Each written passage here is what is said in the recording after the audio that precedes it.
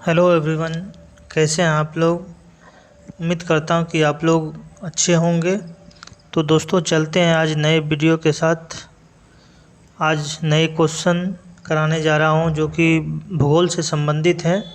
तो चलते हैं प्रश्न की ओर।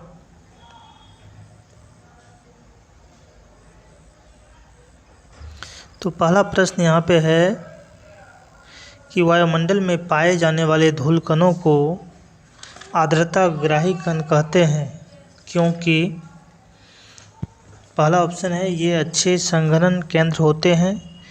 दूसरा ऑप्शन है ये जल का अवशोषण करते हैं। और तीसरा ऑप्शन है इसके इर्द गिर्द हवा के ठंडी होने से संघनन व प्रक्रिया होती है। और चौथा ऑप्शन आपका उपरोक्त में से सभी सही हैं। तो 26 का आपका आंसर हो जाएगा आपका ऑप्शन नंबर 4। इसमें चारों के चारों सही हैं। ऑप्शन नंबर 4 आपका सही है। तो चलते हैं अगले प्रश्न पे। अगला प्रश्न क्या कह रहा है बिहार राज्य किन देशांतरों के बीच अवस्थित है।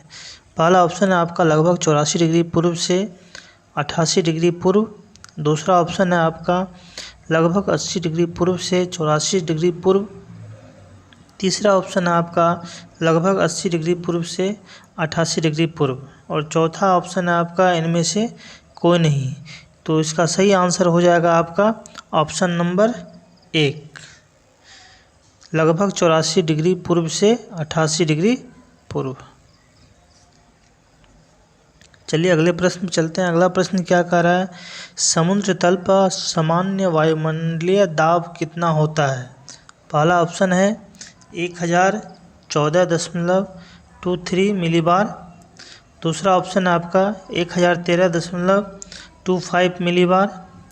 तीसरा ऑप्शन आपका 1210.10 मिलीबार। और चौथा ऑप्शन है आपका 1521.28 मिलीबार। तो इसका सही आंसर हो जाएगा आपका ऑप्शन नंबर 2 हो जाएगा 1013.25 मिलीबार। ये आंसर हो जाएगा। चलिए अगले प्रश्न चलते हैं। अगला प्रश्न कह रहा है दो समानांतर भ्रंशों के बीच धंसे हुए भाग को कहते हैं। पहला ऑप्शन है आपका कंदरा। दूसरा ऑप्शन आपका यू आकार की घाटी। और तीसरा ऑप्शन आपका भी आकार की घाटी। और चौथा ऑप्शन है आपका भ्रंश घाटी। तो इसका सही आंसर हो जाएगा आपका ऑप्शन नंबर 4, भ्रंश घाटी कहते हैं। चलिए अगले प्रश्न में चलते हैं। अगला प्रश्न कह रहा है कि उत्तरी गोलार्ध में फेरेल के नियम के कारण पवनें विक्षेपित होती है। तो पहला ऑप्शन है आपका इसके दाईं ओर, इसके बाईं ओर। और तीसरा ऑप्शन है आपका इसके उत्तर की ओर। और चौथा ऑप्शन है आपका इसके दक्षिण की ओर। तो इसका सही आंसर हो जाएगा आपका ऑप्शन नंबर 1, इसके दाईं ओर। चलिए अगले प्रश्न में चलते हैं। अगला प्रश्न कह रहा है आपका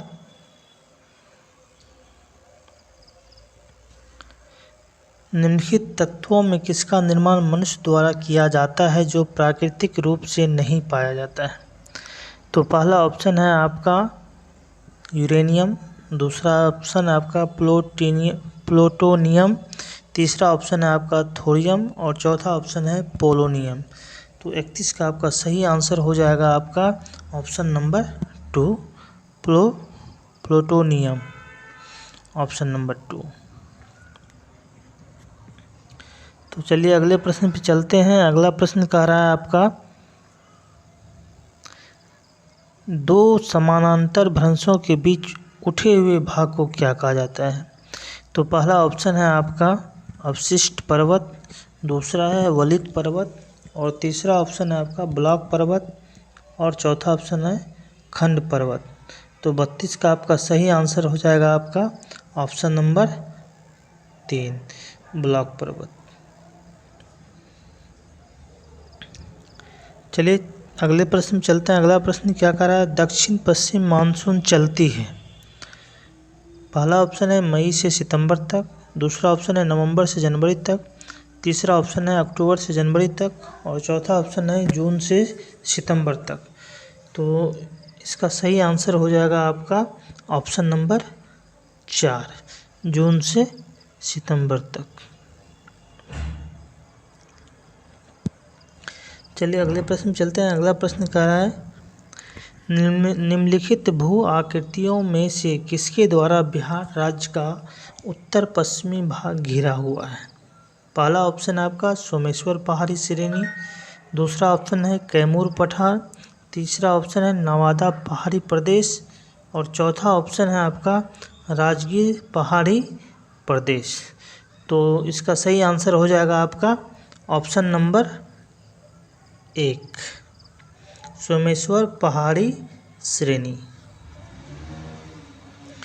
चलिए अगले प्रश्न में चलते हैं। अगला प्रश्न कह रहा है कि जब जहाज अंतर्राष्ट्रीय तिथि रेखा को पश्चिम से पूर्व पार करता है तो उसकी तिथि क्या होती है।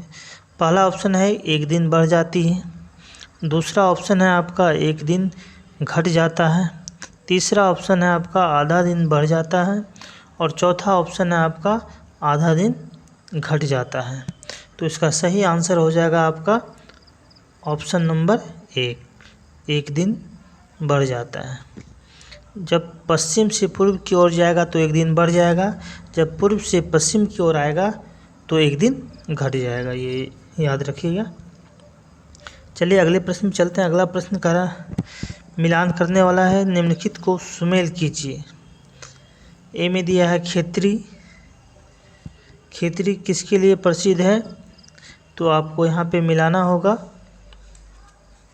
तो 36 का आंसर हो जाएगा आपका खेतरी। खेतरी तांबा के लिए प्रसिद्ध है। फिर बी में है नवेली। नवेली जो है लिग्नाइट कोयला के लिए प्रसिद्ध है। सी में है जादूगोरा। जादूगोरा जो है आपका यूरेनियम के लिए प्रसिद्ध है। और केंद्रमुख जो है केंद्रमुख लौह अयस्क के लिए। तो ए का क्या हो जाएगा आपका, ए का हो जाएगा तांबा, एक बी का हो जाएगा आपका लिग्नाइट, बी का 2 हो जाएगा। फिर जादूगोरा, जादूगोरा यूरेनियम के लिए, सी का 4 हो जाएगा और केंद्रीय मुख जो है डी का 3 हो जाएगा। तो अब देखिए ए का ए, बी का 2, ए का ए, बी का 2 और सी का 4। सी का 4 किस में है, आपका ऑप्शन नंबर 2 में है। तो चलिए अगले प्रश्न में चलते हैं। कह रहा है कि चट्टानों की घुलनशीलता किस क्षेत्र में प्रमुख है। चट्टानों की घुलनशीलता, तो इसका पहला ऑप्शन है आपका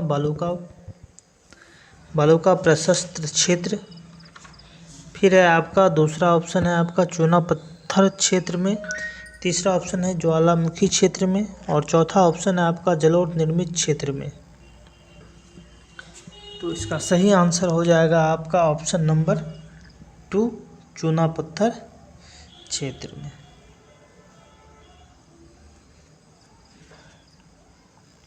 चलिए फिर चलते हैं नेक्स्ट प्रश्न की ओर। अगले प्रश्न में कह रहा है कि जॉन स्टेट्रा सिद्धांत का प्रतिपादन किस भूगोलवेत्ता द्वारा किया गया। पहला ऑप्शन है आपका टेलर, दूसरा ऑप्शन है ब्लैंचार्ड, तीसरा है हर्बर्टसन, चौथा ऑप्शन है हॉटसन।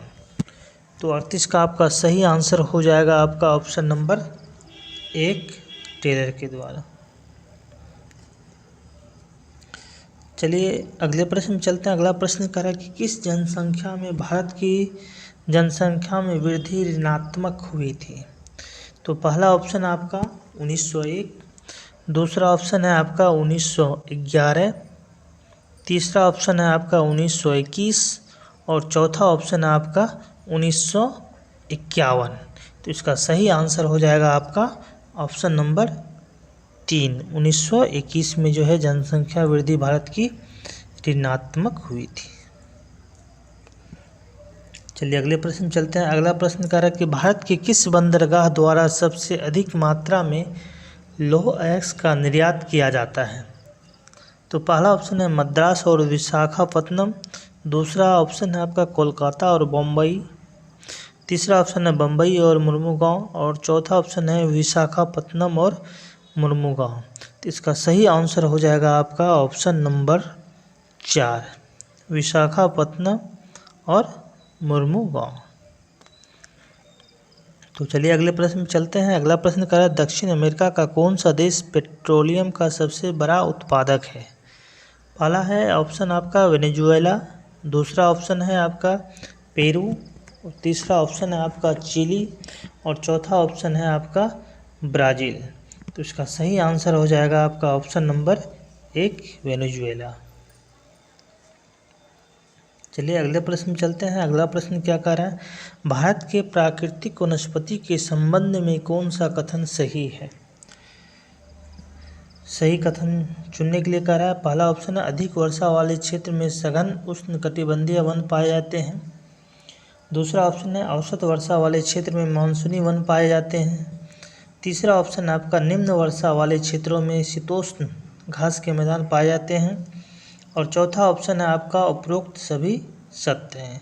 तो 42 का सही आंसर हो जाएगा आपका ऑप्शन नंबर 4, उपरोक्त में से सभी सही है।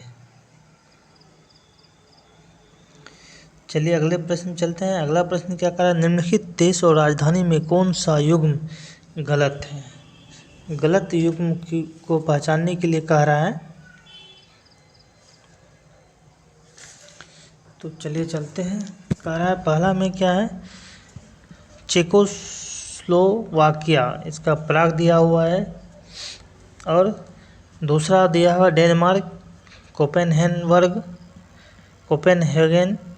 और चौथा है इथियोपिया, सुवा, और चौथा है आपका दक्षिण कोरिया, सियोल। इसमें आपको गलत युग्म पहचानने के लिए कह रहा है। तो गलत युग्म इसमें से कौन सा है? ऑप्शन नंबर 3 जो है आपका गलत युग्म है।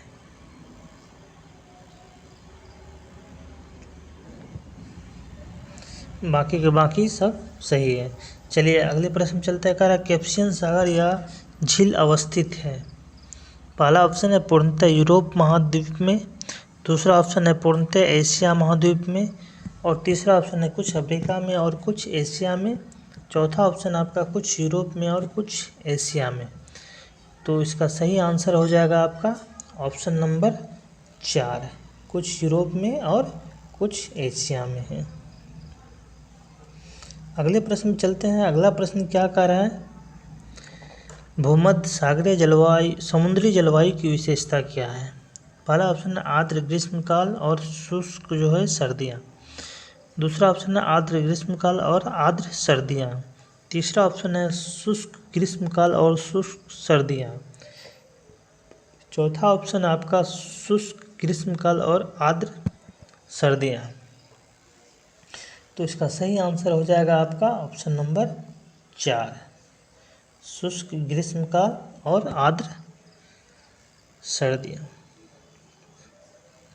चलिए अगले प्रश्न में चलते हैं। अगला प्रश्न क्या कह रहा है, दक्षिणी गोलार्ध का ग्रीष्म अयनांत कब होता है? पहला ऑप्शन है आपका 21 मार्च को, दूसरा ऑप्शन है 21 जून को, तीसरा ऑप्शन है आपका 23 सितंबर को, और चौथा ऑप्शन है आपका 22 दिसंबर को। तो इसका सही आंसर हो जाएगा आपका ऑप्शन नंबर 4, 22 दिसंबर को। चलिए अगले प्रश्न में चलते हैं। अगला प्रश्न क्या कर रहा है, पौधों की उपज के लिए कौन सी मृदा सबसे अच्छी होती है? पहला है बलुई मृदा, दूसरा है चिकनी मृदा, और तीसरा है दोमट मृदा, और चौथा है इनमें से कोई नहीं। तो इसका सही आंसर हो जाएगा आपका ऑप्शन नंबर 3, दोमट मृदा जो है सबसे अच्छी उपज के लिए होती है। चलिए अगले प्रश्न में चलते हैं। अगला प्रश्न कह रहा है बिहार में निम्नलिखित में से कौन से समूह की नदियाँ गंगा अथवा उसकी सहायक नदियों में उत्तर की ओर से आकर मिलती हैं? तो पहला है घाघरा, कोसी, पुनपुन, दूसरा ऑप्शन है कोसी, महानंदा, कर्मनाशा, तीसरा है गंडक, कमला, बागमती और चौथा ऑप्शन है सोन, कोसी, उत्तरी कोयल। तो इसका सही आंसर हो जाएगा आपका ऑप्शन नंबर 3, गंडक, कमला, बागमती जो है उत्तर की ओर से आकर मिलती है। चलिए अगले प्रश्न में चलते हैं। अगला प्रश्न क्या कह रहा है, निम्नलिखित में से किसे भारत के पीटर्सबर्ग के नाम से जाना जाता है। पहला ऑप्शन है बड़ौदा, दूसरा है राउरकेला, तीसरा है जमशेदपुर और चौथा ऑप्शन है दुर्गापुर। तो इसका सही आंसर हो जाएगा आपका ऑप्शन नंबर 3, जमशेदपुर को भारत का पीटर्सबर्ग के नाम से जाना जाता है। चलिए आज का अंतिम प्रश्न, भारत में सबसे छोटा घुमावदार पर्वत कौन सा है। तो पहला है विंध्य, दूसरा ऑप्शन है अरावली और तीसरा ऑप्शन है नीलगिरी और चौथा ऑप्शन है शिवालिक।